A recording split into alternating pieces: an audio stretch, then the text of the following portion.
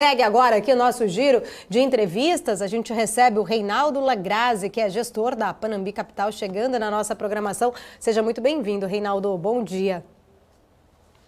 Obrigado, Paulo. Prazer estar aqui.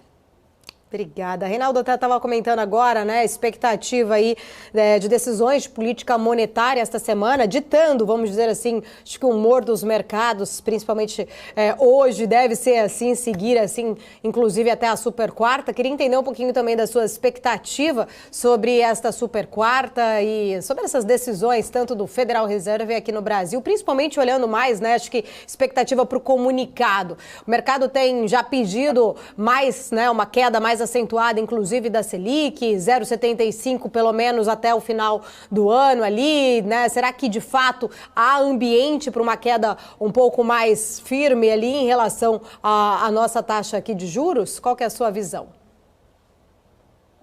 Então, a semana cheia de novidades. Eu estava assistindo o programa de vocês agora com essa oscilação razoavelmente forte que teve hoje pela manhã, mas ainda é segunda cedo, né? Tem muita coisa pela frente. Segunda-feira o pessoal demora um pouco para sair dos comitês e decidir o que vai fazer. Então, acho que é um pouco natural essa oscilação. Mas semana tem a decisão do Banco Central americano, do Comitê de Política Monetária americano, depois do Comitê de Política Monetária brasileiro, e acho que tem o Japão também. Então, é uma semana bastante cheia. Com relação ao Brasil, acho que a chance de ser diferente de 0,5% é muito pequena, praticamente zero. Na verdade, acho que a expectativa de alguns participantes de mercado é se até o final do ano acelera um pouco a redução, mas na minha opinião não tem muito cenário para acelerar, não. Acho que o ritmo de 0,5% vai continuar pelo menos até o começo do ano que vem.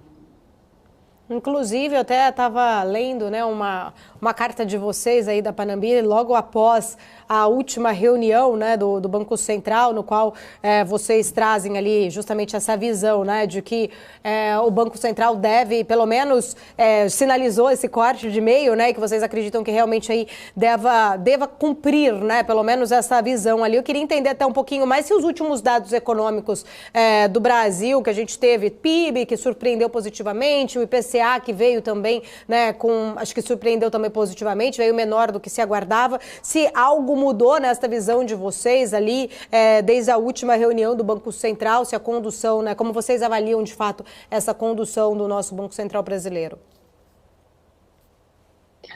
Olha, se mudou, mudou para mais convicção no que a gente estava considerando na época. Não que a gente soubesse mais ou menos. Eu quero dizer o seguinte, de lá para cá, a atividade econômica se mostrou mais firme no Brasil, o que é bom, muito bom.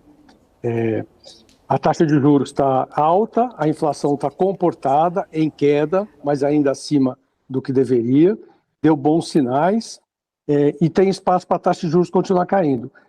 Considerando que a atividade está indo bem, nós estamos caminhando para ter um crescimento do PIB em torno de 2% para o ano que vem, não é hora de acelerar a queda de juros. Então, é melhor ir devagar, manter a inflação em queda, sob controle, enquanto a atividade está indo bem.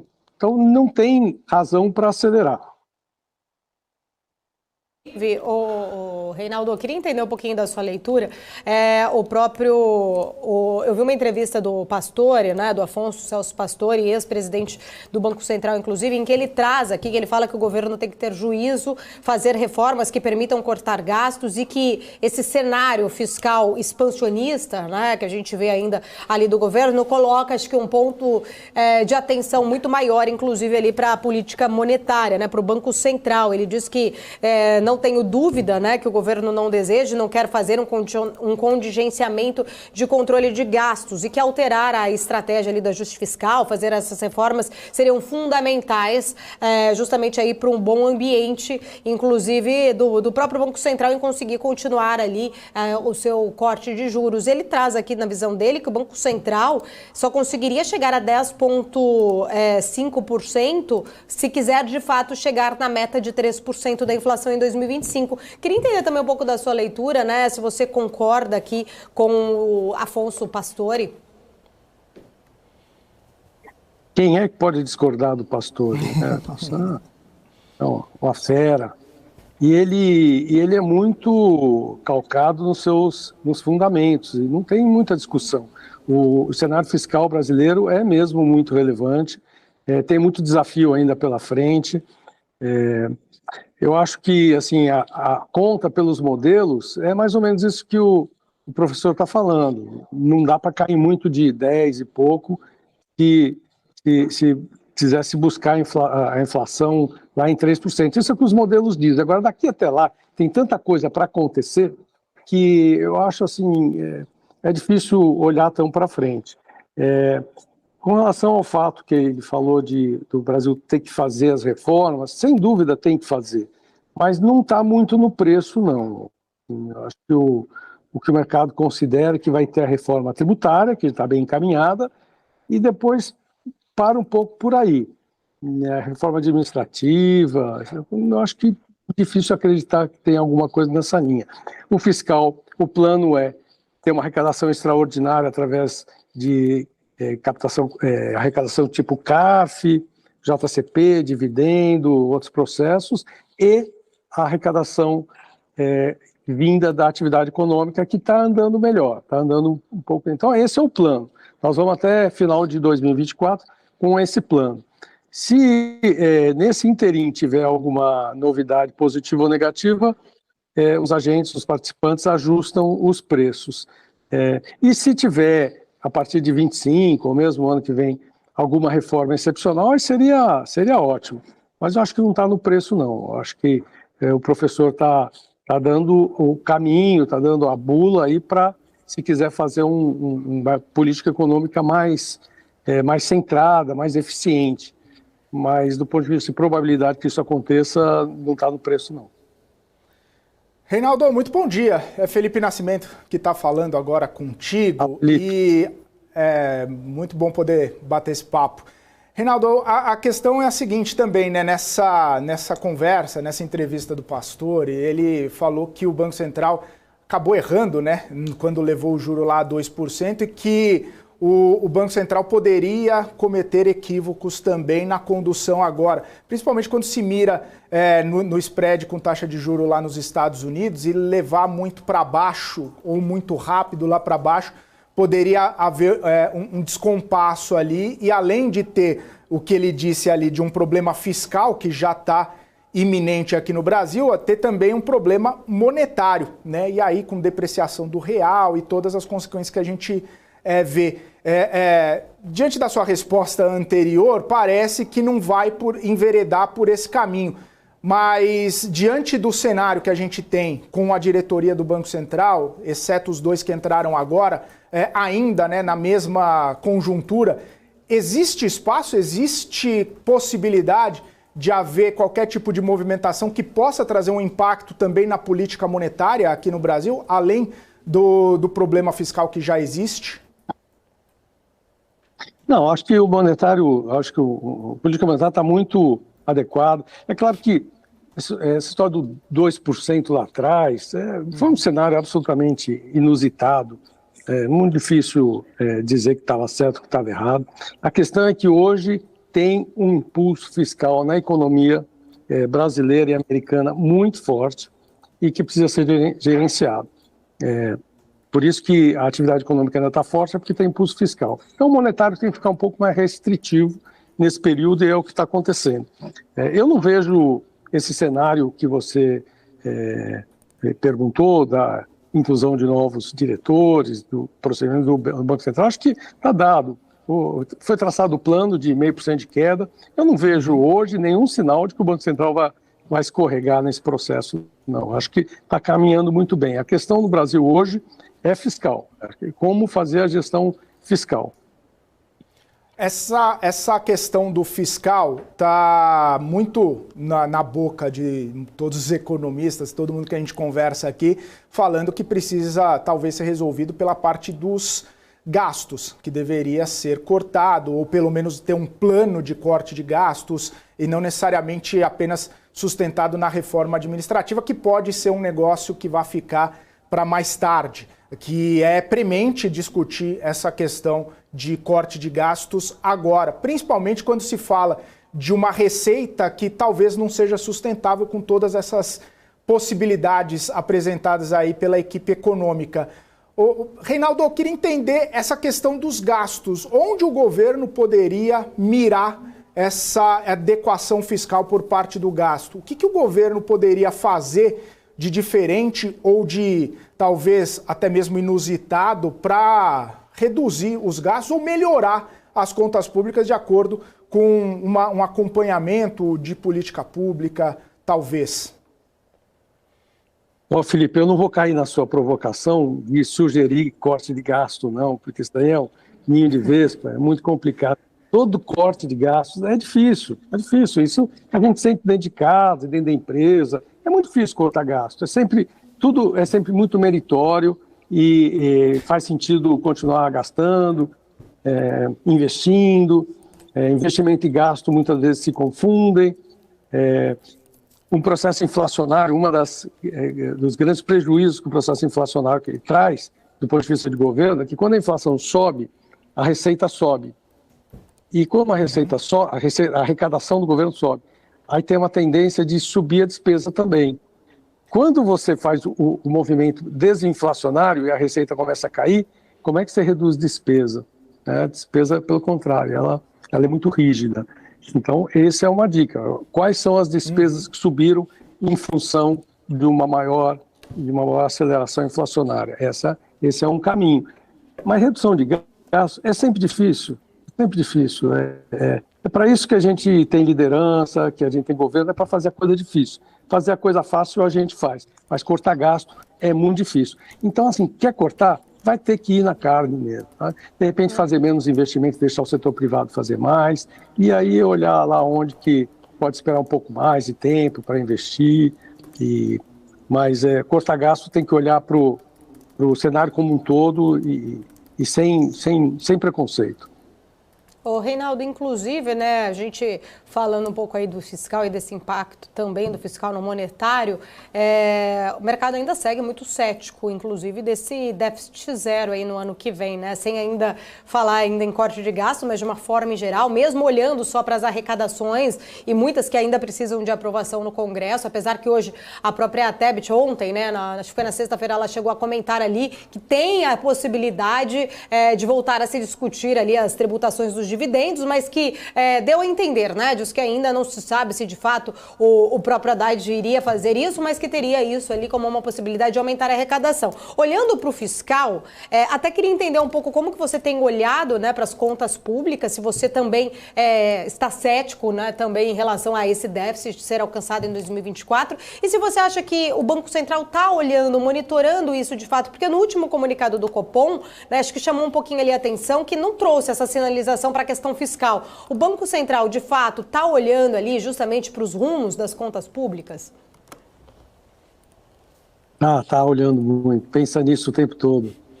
O Banco Central olha para o fiscal o tempo todo, só pensa nessas coisas. Então, o fiscal hoje, eu não tenho opinião nem muito positiva, nem muito negativa com relação a ele, porque eu tenho a impressão assim, nós temos mais ou menos um ano pela frente, em que nós vamos assistir esse filme.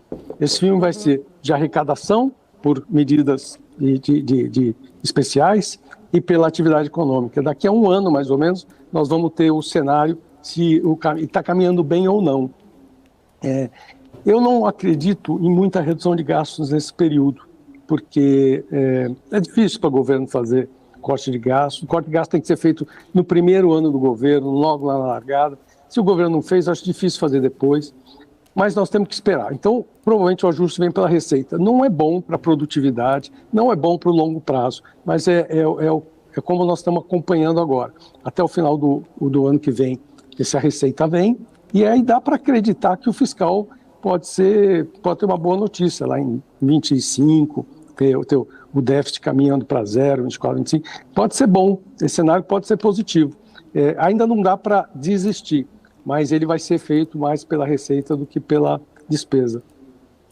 Inclusive, você vê ali, a gente sabe que tem uma demora, né, de meses ali para ver se de fato entender, né, se o fiscal deu certo ou não, o arcabouço fiscal como um todo, né, se de fato vai ser cumprido ou não. Eu queria até entender um pouco da sua leitura, quais seriam ali as possibilidades? Você acha que desancoraria expectativas se de fato não conseguir chegar a esse déficit conforme prevê o arcabouço já em 2024 ou não? O mercado realmente, né, consegue entender aí que precisa-se de um tempo para fazer essa comparação, né, se realmente o fiscal né, tem aí suporte para conseguir manter aí as suas projeções nos próximos anos?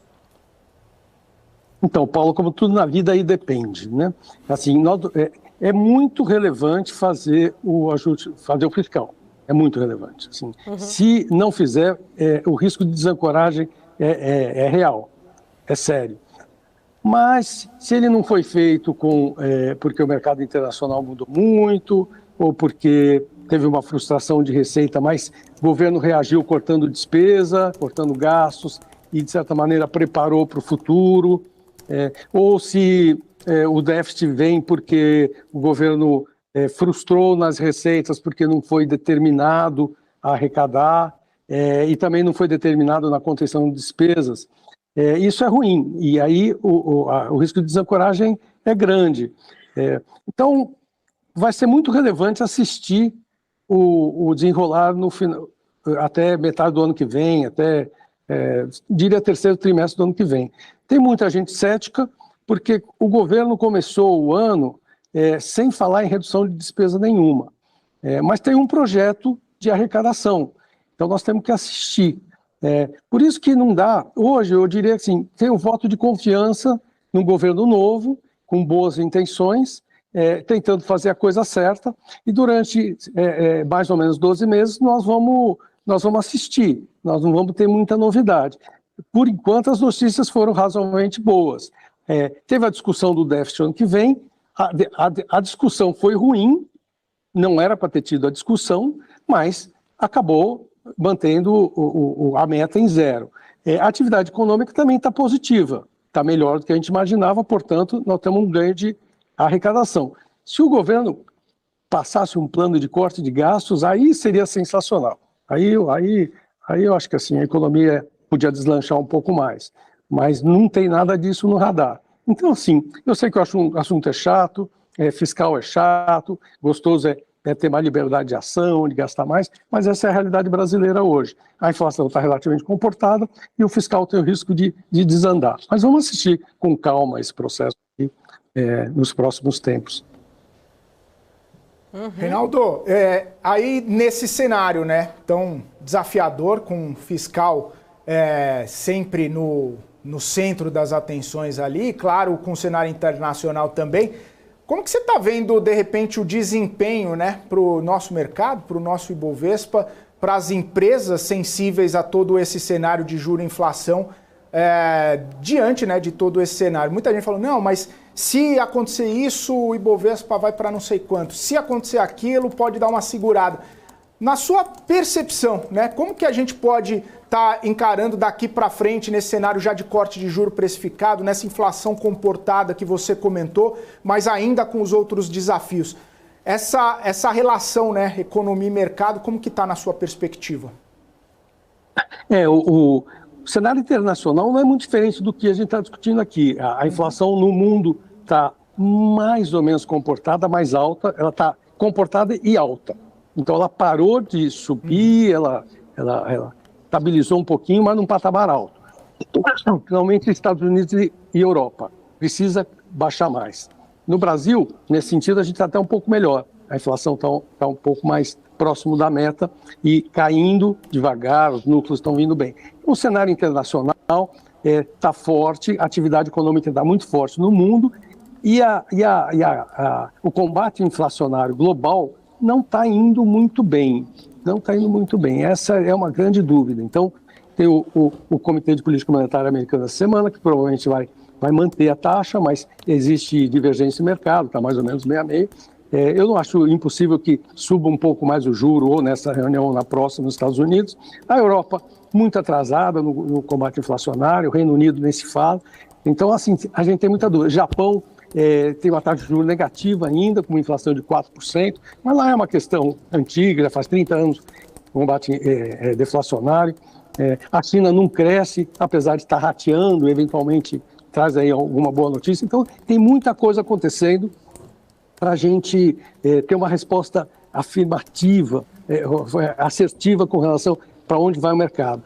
Mas eu diria assim, o Brasil ficou atrasado no preço dos ativos com relação ao mercado desenvolvido, principalmente Estados Unidos.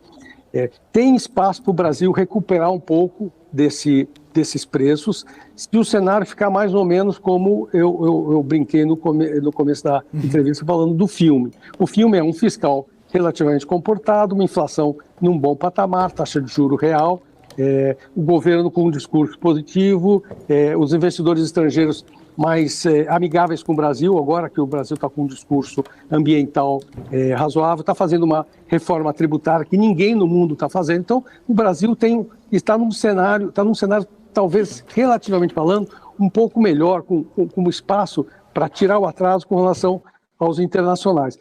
Por outro lado, tem que tomar um pouco cuidado com o que acontece nesse internacional, porque nos Estados Unidos a Bolsa já subiu bastante, o Nasdaq esse ano, se não me engano, subiu uns 30%, empresas de tecnologia bombaram.